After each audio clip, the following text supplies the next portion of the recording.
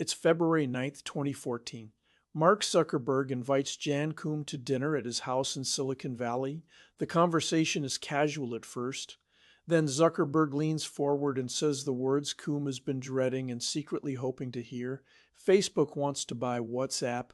The offer is $19 billion. Koum feels physically ill, not because he's afraid, but because he knows something about himself that most people never discover until it's too late. He doesn't want the money. He wants something else entirely. He wants to sign the paperwork at the North County Social Services office in Mountain View, California, the exact same building where he used to stand in line to collect fruit stamps. He wants to be reminded, at the moment he becomes obscenely wealthy, of what it felt like to have nothing. This is the story of Jan Koum, a man who built a company worth nearly $22 billion by refusing to do any of the things that companies are supposed to do. No advertising, no marketing budget, no outside investors dictating strategy. Just him, a co-founder named Brian Acton, 55 employees, and the conviction that the simplest solution to a problem is usually the right one. In February 1976, Jan Koum is born in Kiev, Ukraine. The Soviet Union is still intact. The Cold War is reaching its peak. His parents are Jews living under Soviet rule during an era of systematic oppression. They don't make phone calls if they can avoid it. They believe the KGB is listening. They believe the walls have ears. They believe the privacy is a luxury, and luxuries can get you killed. Jan grows up with this paranoia baked into his DNA. This isn't trauma exactly. It's more like a foundational truth. Power oppresses. Governments surveil. Trust is dangerous. By the time he's 16 years old, Jan Koum has decided he needs to leave. In 1992, he and his mother get on a plane to California. They have almost no money. They have no connections. They have a one-way ticket and nothing else. They land in Mountain View, the Silicon Valley of the 1990s, the place where computers are about to change the world. But not for them. They're given a subsidized two-bedroom apartment.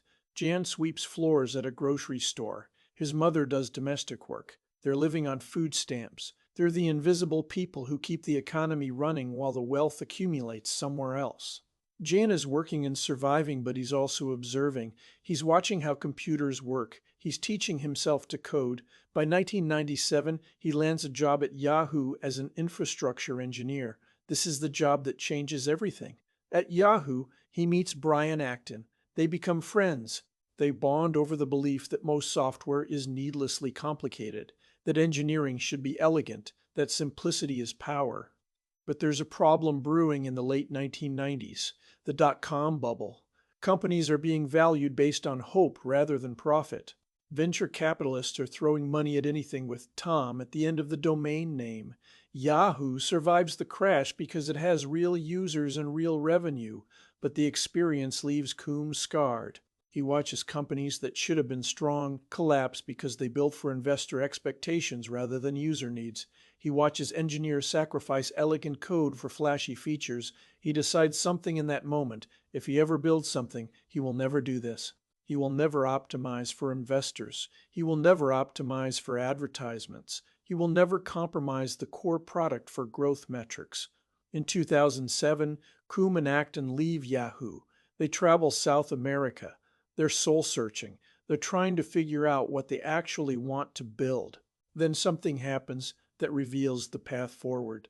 In August 2009, Brian Acton applies for a job at Facebook. He gets rejected. The same week, Jan Koum applies to Twitter, also rejected. These rejections, which seem like failures at the time, are actually redirects. They're the universe saying, "You don't need these jobs. You need to build something yourself." In January 2009, Koum buys an iPhone. He looks at the App Store and realizes something crucial. Applications are about to become the primary way people interact with computers. The future isn't on websites. It's on phones. It's in apps. On February 24, 2009, his birthday, he incorporates WhatsApp Inc. in California. WhatsApp 1.0 is a status updater. Users can update their status, and friends get a notification. It's supposed to be a simple tool. It fails immediately. Nobody uses it. The concept is wrong. Koum is frustrated. Then Apple releases a crucial piece of infrastructure: push notifications. Suddenly, when a user updates their status, every friend gets an instant notification on their phone without the app running. Users start updating their status with messages: "Where are you? Come over. I'm at the gym." Koum realizes what's happening. He's accidentally built a messaging app. Users are repurposing his status updater as a communication tool because it's simpler than SMS. There's no conversation history. There's no read receipts. There's just, "I say something, you know about it instantly." By June 2009, when WhatsApp 2.0 launches with this understanding baked in, the user base explodes from hundreds to 250,000 in weeks. Something is clicked. The simplicity is the feature. Venture capitalists start circling. They want to invest. They want to scale. They want to add advertising. They want to gamify engagement. They want to do all the things that make tech companies successful. Koum refuses. In 2011, he finally accepts investment from Sequoia Capital, but only on one condition: they can never force advertising. Jim Getz from Sequoia agrees. The deal is sealed with a handwritten note that Brian Acton tapes to Jan's desk: "No ads, no games, no gimmicks." This note will remain on Koum's desk for the next 5 years, even after Facebook acquires the company, even after they try to compromise, even after they try to merge WhatsApp's user data with Facebook's ad targeting algorithms. By 2013, WhatsApp is adding 1 million new users per day. The growth is purely viral. They've spent $0 on marketing. Zero. The company has no advertising budget because there is no advertising. They have 55 employees managing infrastructure for 450 million active users. To put this in perspective, Facebook has billions of dollars of revenue and thousands of employees. WhatsApp has a $1 per year subscription fee and generates just enough revenue to keep the lights on, yet both are connecting billions of people. The technical achievement underneath this is staggering and rarely discussed. WhatsApp's backend is written in Erlang, a programming language developed by Ericsson in the 1980s for telephone switches. Erlang is designed for massive concurrency, handling millions of simultaneous events without crashing. Koum and his tiny team tweaked the FreeBSD kernel and optimized the TCP/IP stack to allow a single server to handle over 2 million simultaneous connections. A standard server at the time struggled with 10,000 to 50,000. They reduced context switching. They optimized memory footprint.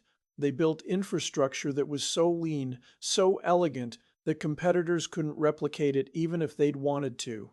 At the peak of 2013-2014, WhatsApp was handling 50 billion messages per day with 32 engineers.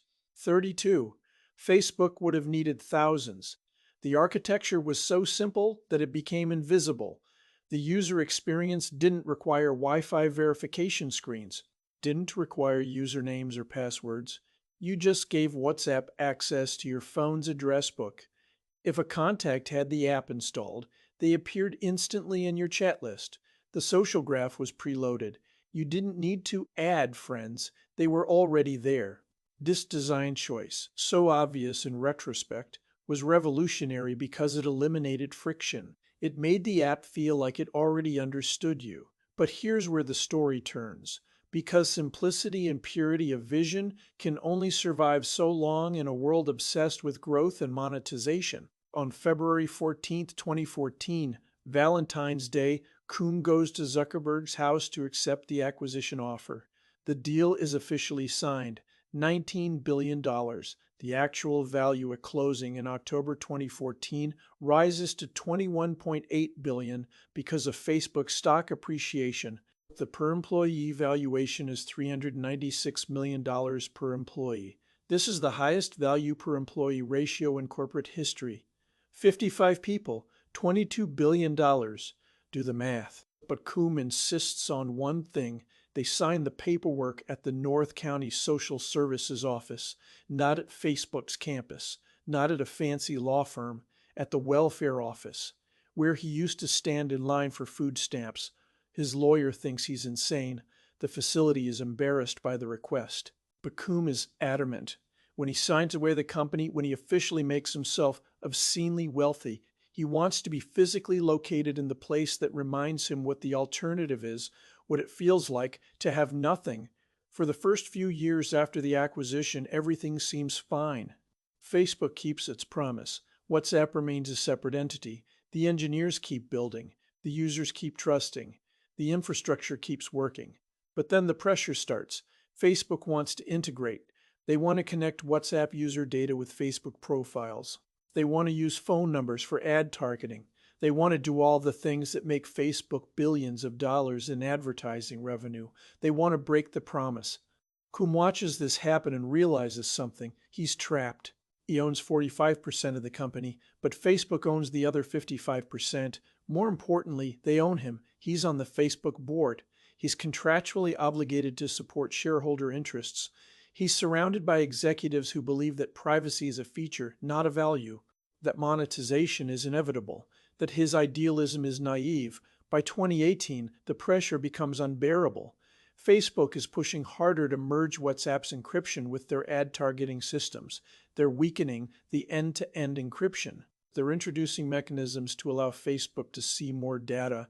Koum sees this and realizes he has to make a choice. He can stay and watch his creation be corrupted, or he can leave and let go of the $5.8 billion in unvested stock. He leaves.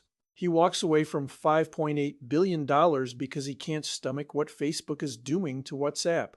When Koum resigns from the Facebook board in April 2018, the statement is careful, measured, corporate. But the subtext is rage. He's leaving because Facebook is fundamentally violating the principles that made WhatsApp valuable. The company that was supposed to be a sanctuary for privacy is being turned into another data harvesting machine. In the years since, Brian Acton has become even more vocal. He left Facebook earlier, before the full pressure campaign began. He took his profits and donated $50 million to launch the Signal Foundation, building a direct competitor to WhatsApp that's encrypted and owned by a nonprofit. He's literally working to undo what Facebook did to his creation. The regulatory fines came later. In 2017, the EU fined Facebook €110 million for providing misleading information during the acquisition. The claim was that Facebook said they couldn't automatically match WhatsApp accounts to Facebook profiles. Within 2 years, they did exactly that. They lied under oath, essentially. They paid a fine that amounted to less than 1% of the deal value, a cost of doing business. Here's what most people don't understand about what happened. WhatsApp proved that a company could be valuable without being exploitative. It proved that 55 employees could deliver more value than 1,000-person organizations at competitors. It proved that simplicity and privacy could be competitive advantages. It proved that a business model based on charging users $1 per year was sustainable. Facebook looked at WhatsApp and saw a threat, not to their business model, but to their philosophy. WhatsApp represented an alternative.